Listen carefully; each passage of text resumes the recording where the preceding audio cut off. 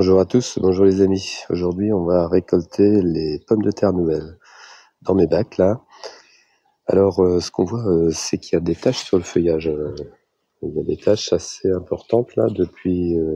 Disons que le feuillage depuis une quinzaine de jours là, il était très beau et puis on est, c'est vrai, en fin de cycle de culture, donc ça peut expliquer un petit peu cette faiblesse, mais il y a quand même beaucoup de taches et il y a même des plants qui ont quasiment desséché comme ici.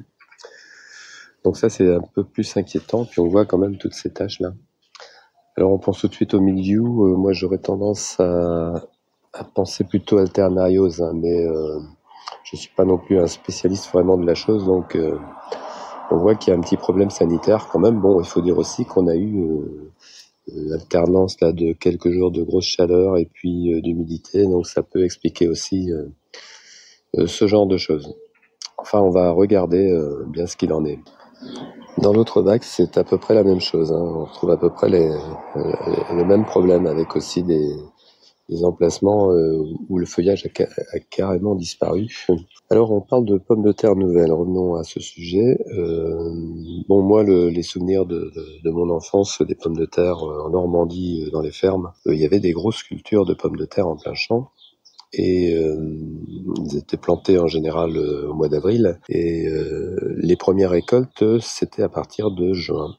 Et en fait, en juin, c'était les pommes de terre nouvelles, parce que c'était les pommes de terre de l'année en cours, alors qu'on consommait encore les pommes de terre de l'année précédente. Il faut dire que c'était pas comme dans un petit potager, hein. On faisait vraiment des cultures sur une grande surface et il y avait de la pomme de terre pour toute l'année. Donc l'hiver, il y avait un gros stock, un gros tas de patates. Quand on arrivait comme ça fin printemps, les pommes de terre arrivaient et forcément elles étaient très appréciées parce que nettement meilleures que celles qu'on consommait, mais bon, elles étaient aussi plus petites. Ce qui fait qu'il y avait une partie de la surface qui était consacrée à ces pommes de terre nouvelles, qui sont en quelque sorte des pommes de terre primeurs qu'on consomme alors qu'elles ne sont pas encore vraiment mûres, c'est-à-dire qu'elles n'ont pas fait tout leur cycle de culture.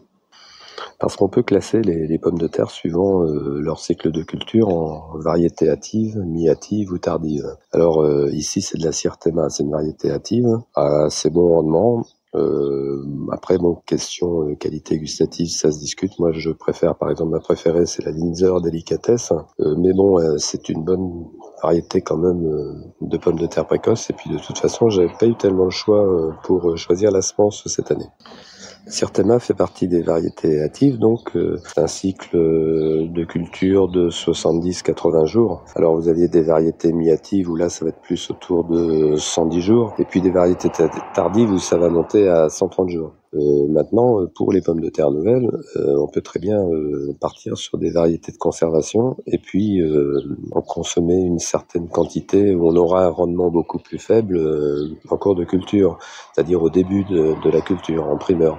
Mais dans un petit potager, de toute façon, on va pas faire des grandes quantités en surface de pommes de terre. Donc, autant prendre des variétés hâtives et pour avoir un cycle plus court et les avoir plus rapidement, puisque c'est à cette période-là où quand même les pommes de terre, elles sont très chères et donc c'est pas mal de les avoir de bonne heure. Alors moi, les bacs, là, je les ai fait, alors j'ai fait en général début février, je crois même, j'ai dû la faire le 30 janvier, je préciserai ça. Et donc le cycle de culture, on arrive à 70-80 jours, donc on est dans les temps, dans le bon timing.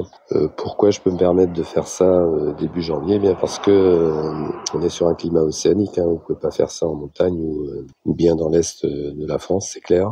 Mais avec des protections qui permettent de passer les derniers gels, on peut. Alors c'est toujours un pari, il peut y avoir des fois des mauvaises surprises, mais en général ça marche, hein. Donc ça fait que à la mi-mai, on peut récolter nos pommes de terre nouvelles qui sont également à peu près en fin de cycle, hein. Après, ça dépend du temps qu'il y a eu. Alors, c'est vrai que cette année, ça n'a pas été un temps vraiment extraordinaire.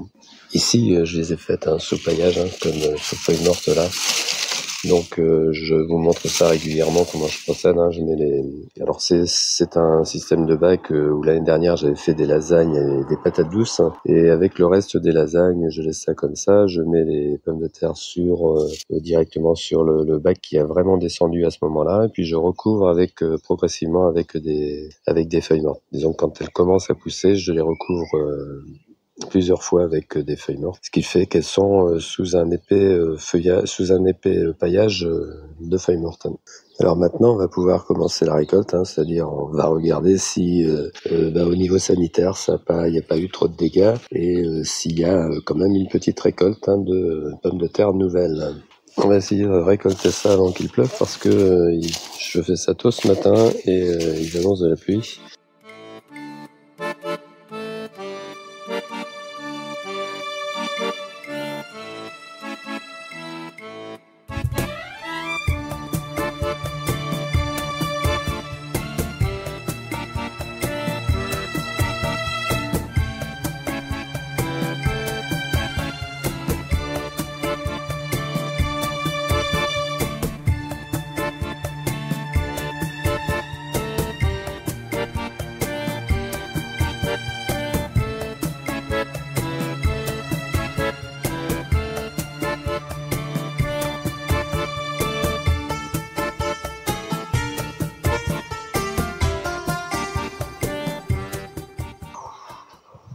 Alors voilà un petit peu ce que ça donne.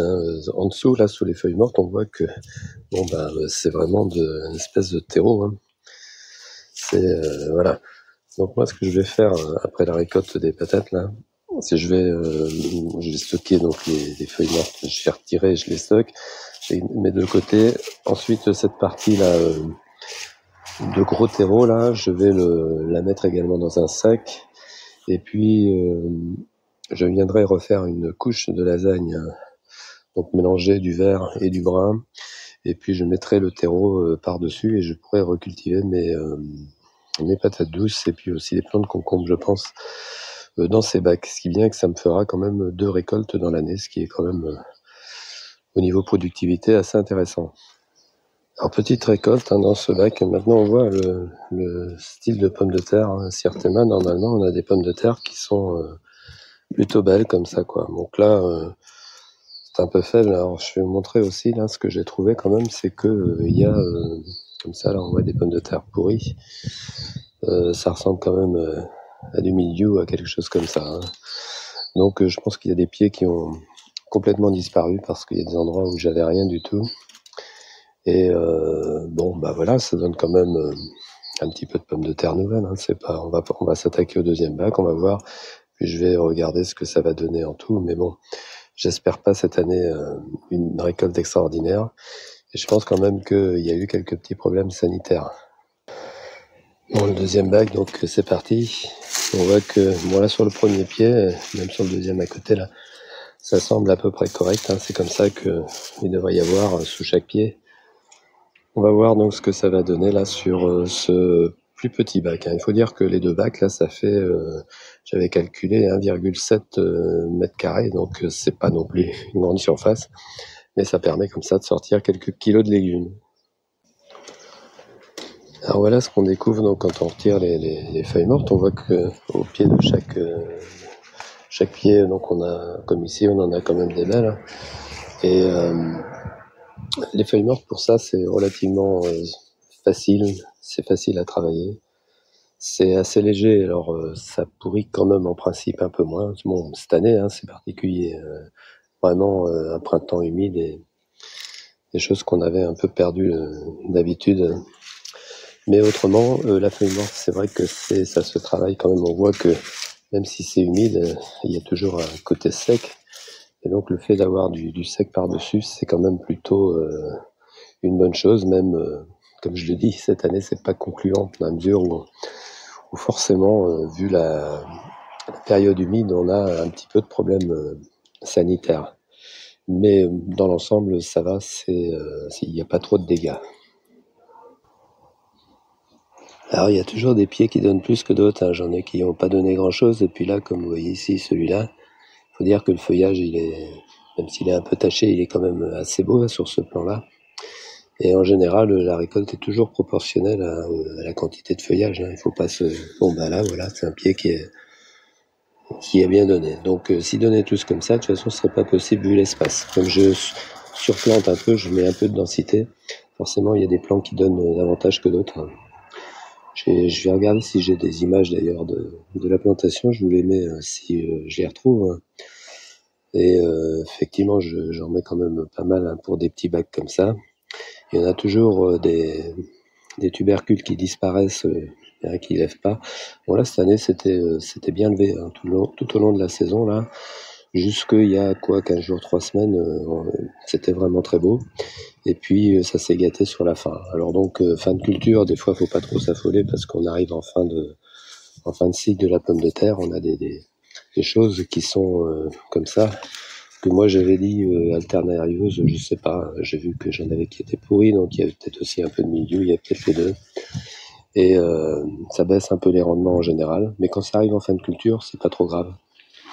Alors voilà la récolte finale dans les 2 bacs. Bon, c'est pas exceptionnel, mais ce qui me fait plaisir, c'est de voir que dans l'ensemble, j'ai eu quelques patates pourries, mais dans l'ensemble, la récolte est de bonne qualité. Et puis de toute façon, ce sont des pommes de terre qui seront mangées assez rapidement, c'est ça. En fait, ici, on vise le créneau pommes de terre nouvelles au moment où les pommes de terre sont très chères dans le commerce, et récupérer quelques kilos comme ça sur une très petite surface, eh bien, ça permet d'éviter de les acheter très cher, et donc on fait des économies. Et puis, il y a la qualité de ces pommes de terre nouvelles qui sont toujours très appréciées. Donc à côté, le bac, on voit que ici, c'est vraiment du terreau. Donc on va pouvoir récupérer jusqu'à ce que je retrouve on va dire le sol du bac. C'est-à-dire, on va descendre de 5-10 cm, on va mettre ça de côté, et puis on va venir faire une lasagne là-dessus, et on fera ensuite les patates douces. Donc utiliser au mieux les petits espaces dans les petits potagers, c'est réfléchir un petit peu à ce qu'on peut faire en termes de culture. Alors sur les pommes de terre, moi j'ai une autre planche qu'on va voir tout à l'heure, qui elle viendra, elle est faite de façon plus classique, quoi. Je l'ai faite fin mars, et je la récolterai en juillet. Et derrière, possibilité de mettre une planche d'hiver ou de mettre des poireaux. Donc on peut encore faire deux cultures à suivre. Et dans les petits potagers, c'est un petit peu ce qu'il faut essayer de faire, c'est de maximiser en utilisant aussi des variétés hâtives, parce que si vous faites ça avec des variétés qui ont des longs cycles de culture, eh bien c'est pas possible, quoi. Vous n'aurez pas de très bons résultats. Donc voilà pour la Syrthéma cette année. C'est pas brillant, mais pour moi, j'estime que j'ai quand même récupéré quelques kilos très appréciables à cette saison. On va terminer la vidéo en regardant un petit peu les pommes de terre faites ici sans travail du sol, et avec le même système, c'est-à-dire avec un paillage épais de feuilles mortes. Donc ça, je vous ai fait une vidéo pour vous montrer comment je procédais. J'ai rajouté une épaisseur supplémentaire de feuilles mortes parce que ça a toujours tendance à retomber. Et peut-être même que j'en remettrai encore un petit peu avant là. Alors ces pommes de terre, elles sont d'une qualité beaucoup plus... il n'y a pas les taches qu'on voyait sur les Syrthéma. Et elles sont un peu mangées parce que on voit qu'il y a des escargots qui escaladent un peu le grillage et qui viennent brouter un peu les feuilles, mais ça c'est pas très grave. Et elles vont pousser en hauteur. Et ces pommes de terre, on viendra les récolter en juillet. Donc c'est pareil, ça c'est la variété Sephora, c'est un cycle de culture de 110 jours, je crois à peu près. Je les récolterai vers la mi-juillet, elles auront fait leur cycle. On peut toujours attendre pour avoir un peu mieux, mais dans les petits potagers, on essaie de récupérer l'espace au plus vite. Alors elles sont dans l'ensemble assez bien levées. Il y a peut-être un ou deux tubercules aussi qui n'ont pas levé correctement, mais dans l'ensemble c'est plutôt bien. Puis elles vont s'étoffer maintenant. Et espérons qu'elle reste dans cet état, dans ce bon état sanitaire. Alors voilà, cette vidéo est maintenant terminée. Je vous dis à la prochaine vidéo et portez-vous bien.